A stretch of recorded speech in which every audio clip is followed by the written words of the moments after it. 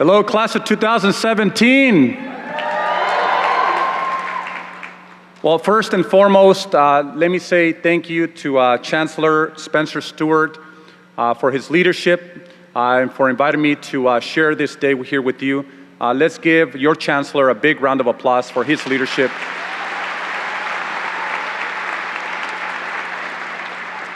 Also, I want to say thank you to the faculty and staff, to all of your professors, the staff who got you to this point, and to the advisory board of WGU. Let's give them a big round of applause, please.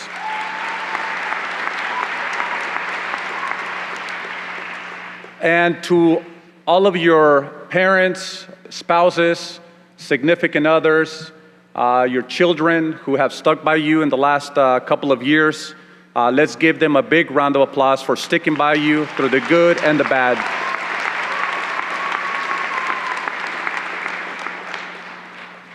My name is Ruben Kihuen. I am your newest congressman here in the state of Nevada. But more importantly, I am the son of a housekeeper and a former farm worker. My family came to America when I was 8 years old. And we came here because we wanted to achieve the American dream. We came here because we knew that only in America, if you worked hard, sacrificed, played by the rules, stayed out of trouble, and got a good education, that you could become anything and anyone. Because America is the land of opportunity. When we first arrived in this country, my parents didn't have a lot of money. As a matter of fact, they had less than $100 to their name. I remember when I first arrived, I had a backpack with a change of clothes. And we had no place to live. We had no contacts, no friends, no job waiting for us. But my parents came here because they had a lot of hopes and a lot of dreams for their kids. They wanted a piece of that land of opportunity. They just wanted an opportunity in this great country. Well, less than 30 years later, their son is a member of the United States House of Representatives. That is the American dream. That is the American dream.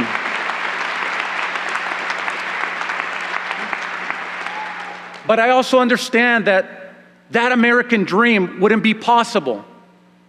It wouldn't be possible without a college education. It wasn't long ago that I was in your shoes. It wasn't long ago where I looked around and said, how did I get here? It took me almost 7 years to get my bachelor's degree. And as your chancellor alluded to, I was working a full-time job. I worked from 9 a.m. to about 5:30 p.m. and took classes from 6 p.m. to 9 p.m. And then by the time I got home, it was about 10:30 at night. So nobody ever handed anything to me. And I look around this hall, and I know that you all have gone through struggles in your life. You know, most of you here are over 25 years old. Most of you already have a job, but you don't have maybe the ideal job. Maybe you're looking for that promotion. Maybe you're looking for that next step up. Maybe you want to own your own company and stop working for someone. Well, I'll tell you this is the first step to get in there. And if you think about it, think about every struggle you went through in the last 2 years. Maybe some of you lost your home. Maybe some of you lost your job during the recession. Maybe some of you went through a divorce or had a family loss. Think about all of those struggles. Think about taking statistics. That was the hardest class I've ever taken in my life. And that's why when I say, when I look around, when I was graduating, I said, how did I get here? Because I don't know how I passed statistics, but I did. I think everybody did so bad that I think the teacher just said, you know what, let's just pass them all. But think about all those long nights and long days. When you were sitting there as a group, maybe working together, or you're sitting there at 2, 3 o'clock in the morning on the internet trying to, get your final assignment submitted. Think about all of those struggles. And if you come from a family like mine, I think about when my parents were picking strawberries in the fields of California. I think about when my dad would come home with blisters in his hand, about 10 shades darker, after being a teacher in Mexico. We didn't live in the slums in Mexico, but my father wanted to come because he knew that in this country his kids could have a future, and he sacrificed it all. And then my mother cleaning hotel rooms for a living. They never had the opportunities that you and I had.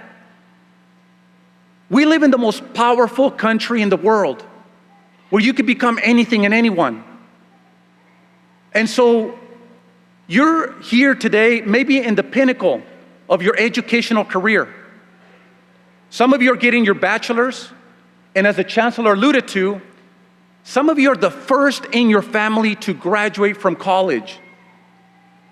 The first in your family. You maybe have older brothers, older sisters, or you probably went through a struggle because you had to work full time to help your family. But what matters is that you got here. What matters is that you are ready to take that next step to accomplish your American dream. For me, out of all the titles I've ever had in my political career, and I'm just gonna be honest with you, aside from being a former state assemblyman and a state senator, and now a United States congressman, the proudest moment for me and my family was the day that I was walking on stage at the Thomas and Mack getting my college degree. And I know that was my proudest day not because I was getting that piece of paper that nobody could take away from you. It was the proudest moment because when I got sworn in just a few months ago, and I was sitting on the floor of the House of Representatives getting sworn in, I looked at my parents and they were happy. You could see it in their eyes. They were in the gallery. They were very happy. But the day that I graduated from college, my mom was crying. I looked up at the gallery, at the stands, at the Thomas and Mack, and my mom was crying because her son had just become a graduate of an American university. That is the reason why they came to America. So everything else has just been icing on the cake. Now serving in Congress, I have an opportunity to give back to the country that gave me so much. For me, this is public service. For me, this is not about having nice homes or a nice car. Sometimes we think about success. We think about the word success and people envision a mansion, a nice car, being the owner of your own company. To me, success has always been about happiness. Knowing that you have achieved something in your life, but knowing that you can make a lot more money. Knowing that you can have maybe a bigger house. Knowing that maybe, you drive a nice car, but maybe you wanted that Lamborghini. That is the vision that we've given upon us by society. But I'll tell you this, I know a lot of friends who are pretty wealthy that are miserable. And I know a lot of friends who don't have a lot, and they're the happiest people that I know. And I'll tell you, I found what I love to do, which is giving back. Y'all are watching what's going on in Washington, D.C. I'm just happy to be home, to be honest with you. I got home at 1 o'clock in the morning. I got home at 1 o'clock in the morning this morning, and I almost wanted to kiss the ground. But in all sincerity, this is truly an opportunity for me. But I know that it wouldn't be possible if it weren't for the fact that I was in your shoes at one point. I saw all these 21, 22-year-olds graduate when I was graduating. I was 25, I think turning 26. But I didn't care. I said, you know what? It took me 7 years, but I got it done. And now I can move on and take it to the next level. And I know that they mentioned that the oldest graduate today is 65 years old. 65 years old. Think about all of their struggles that they've gone through in their life. Think about every single obstacle that they've had to overcome to get to this point. So my advice is this: you've made it this far. Maybe some of you already have your dream job. Some of you are comfortable where you are. Some of you are already successful. But you're doing this to prove yourself something and to prove to the people around you and to serve as a role model to your sons and daughters or your brothers and sisters that you can accomplish something. That look to your daughter or your son and say, yes, I worked full time and I was a single parent.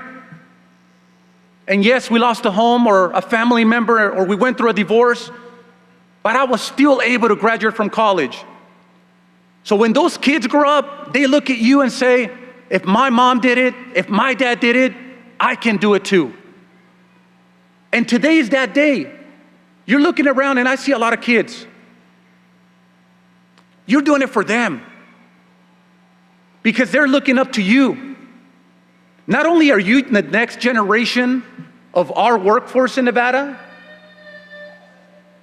I think the baby agrees with me.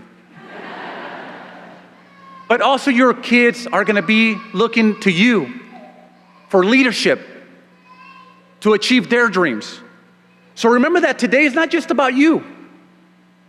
Today is about the family members who helped you get to where you are. At the end of the day, y'all, and I'm just gonna be honest with you. For me, my family is everything. No matter how many titles I've had in my life or how many successes, you know what the best part of my day is? When I get to go pick up my mom and we go have lunch. Or when I go to the gym with my dad and I just get to spend time with my brothers and sisters. But I know that I had to work to get to that point where I was comfortable enough to be able to take a day off and spend time with my family. Today is your time with your family. Today you celebrate, and tomorrow you continue achieving that American dream. Because achieving that American dream is not just about having a house and a car. It's about saying that you graduated from college. And today, to every single one of you, you have achieved the American dream. Thank you, everybody. God bless you, and congratulations again.